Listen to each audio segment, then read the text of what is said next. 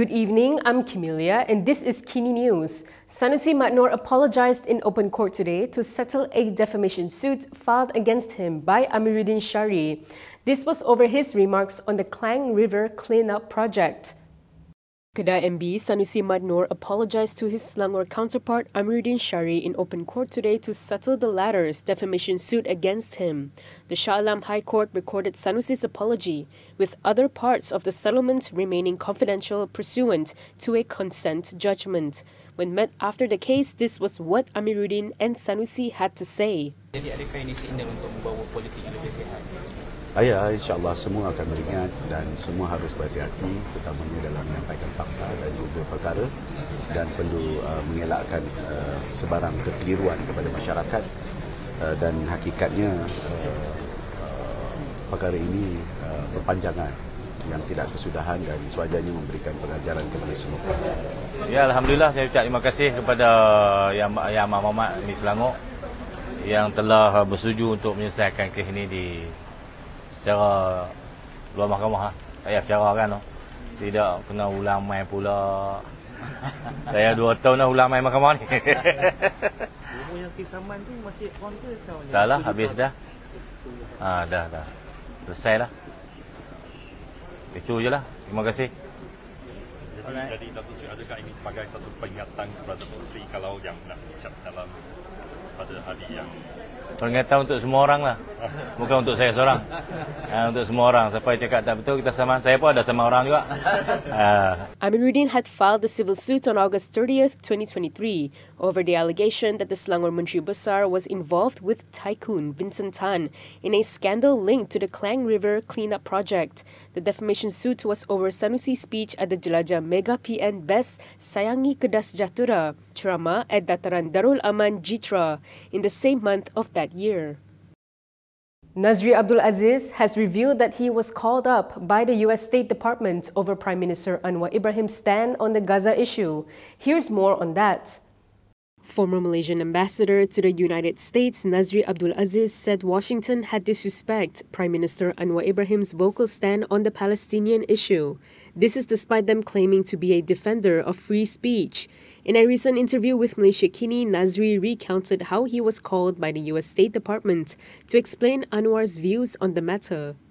I didn't expect anything until when our PMX I think made a statement that we support Hamas on this occasion. Of course, US unilaterally announced that, or rather, already sanctioned Hamas as a terrorist organization. That was the beginning of some difficulties that I have in dealing with State Department. They called me and they actually schooled me for 20 to 30 minutes, mentioning their displeasure at the support of our Prime Minister for Hamas. I told them that Malaysia is a sovereign and independent nation. We don't need to listen to any other country's displeasure about our stand. And I did mention, I remember, that I told them that even USA's stand on Israel, saying that they give all their ironclad support for Israel's right to exist. I told them that we Malaysians, we also do not like that. But I asked them back, did our government call your ambassador, demarch your ambassador? Which they didn't. So I asked, why am I being demarched? This is free speech, free expression, as taught to us by the American democracy. Why can't we have our own stand? A police report has been lodged against a Perak PAS leader over his claims about the Friday sermons in the state. Former Perak State Executive Council member Hasnul Zulkarnain Abdul Munaim has lodged a police report against a Perak PAS division chief who alleged that Friday's sermons in the state are controlled by DAP. Hasnul alleged that Gerik PAS division chief Khalid Hassan had committed slander and sedition against state ruler Nazri Shah and the Perak Islamic Department. This is believed to be over a sermon on January 31st warning against slander. In his report, Hasnul said the statement by Khalid is clearly aimed at inciting the people, especially PAS members, by alleging that sermon texts in Perak are controlled by DAP. He pointed out that Sultan Nazrin had rebuked imams who had refused to read the January 31st sermon. It is not clear when or where Khalid had made the offending remarks. However, a video of the sermon has gone viral on TikTok. If you like access to news like this and more, scan the QR code on the screen and subscribe to Malaysia Kini. Next, Wee Ka Siong has clarified his remarks on the Petaling Street sign. We also questioned if it was wrong for him to address issues raised by the grassroots. MCA President Wee Ka Siong has clarified that he was merely addressing grassroots concerns when raising issues about alleged plans to remove the Chinese characters from the Petaling Street Archway in Kuala Lumpur.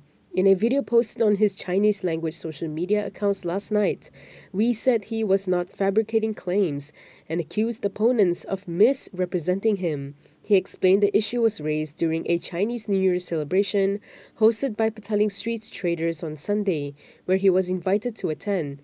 Wee said during the event, Kuala Lumpur Hawkers and Petty Traders Association chairperson Ang Sei brought up the issue in his welcoming speech.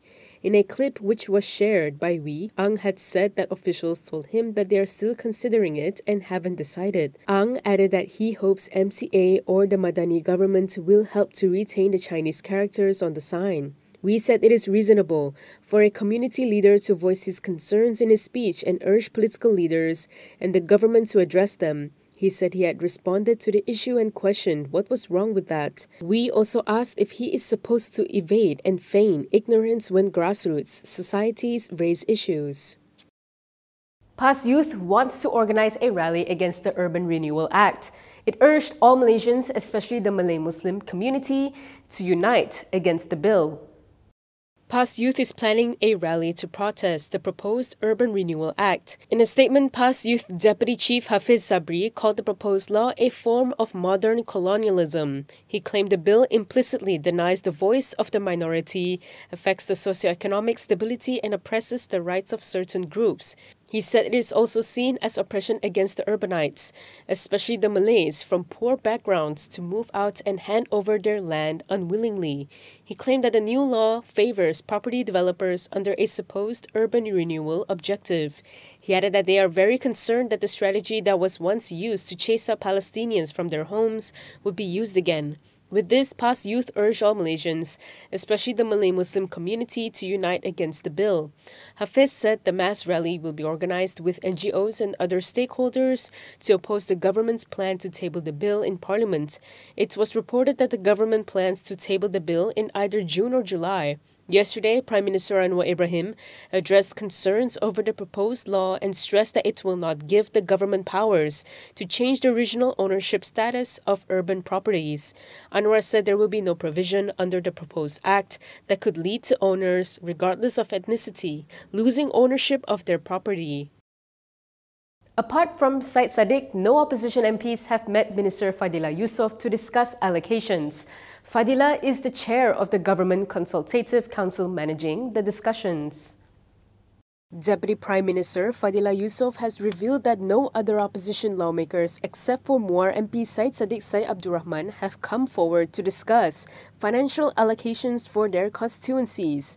This was after Syed Saddiq said last week that despite undergoing 5 rounds of negotiations, there had been no progress on the issue.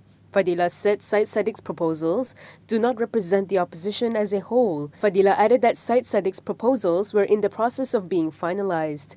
He said as a government they have to reach a consensus, which means they need approval from all parties. He added that he has to carefully review all proposals because Syed Saddiq submitted many suggestions and wants to represent the opposition. However, Fadila said Syed Saddiq is only representing himself because the opposition already has a leader, so they have to look at the broader context. He also reiterated his call for opposition MPs to send their proposals. He said if there is anything to discuss, they have to look at it as a whole, and they will form a committee to sit down and discuss them.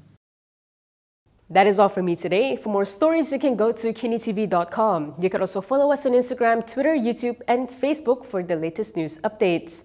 I'm Kimelia. Thanks for watching.